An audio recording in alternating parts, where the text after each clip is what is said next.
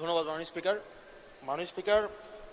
আমার প্রশ্নটি হচ্ছে, সাংবাদিকদের পেশাগত নিরাপত্তা অবশ্যই প্রয়োজন এবং দীর্ঘ 17 বছরের বেশি সময় আমরা দেখেছি সাংবাদিকতা করা খুব ডিফিকাল্ট ছিল। সেই সময়েও সেই সময়টিতেও অনেক পেশাদার সাংবাদিক তারা পেশাদারি দায়িত্ব পালন করে গিয়েছে।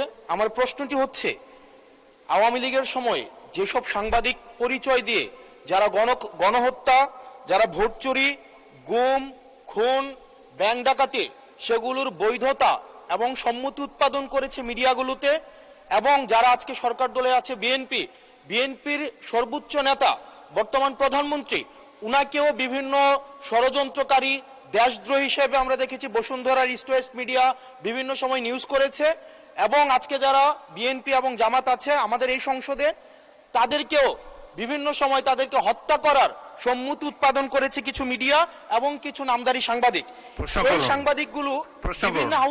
এই সাংবাদিকগুলোকে বিভিন্ন হাউজে আবার এখন বর্তমানে পুনর্বাসন করা হচ্ছে। এই জুলাইয়ের পরে এখন টিভি থেকে জুলাইয়ের পক্ষের যারা সাংবাদিক ছিল তাদেরকে বের করে দেওয়া হয়েছে, সময় টিভিকে দখল করা হয়েছে। ইস্ট ওয়েস্ট মিডিয়া অর্থাৎ বসুন্ধরা গ্রুপের যে মিডিয়াগুলো রয়েছে তারা প্রতিনিয়ত আওয়ামী লীগের পক্ষে সম্মতি উৎপাদন করে যাচ্ছে। গতকাল মাইকে ঘোষণা দিয়ে ছাত্রলীগ ছাত্রদলকে নোয়াখালীতে মাইকে ঘোষণা দিয়ে পিটিয়েছে, সেটাকে উদযাপন করতে দেখা গিয়েছে বসুন্ধরা ইস্ট ওয়েস্ট মিডিয়াকে এবং কিছু টকশোজীবীদেরকে।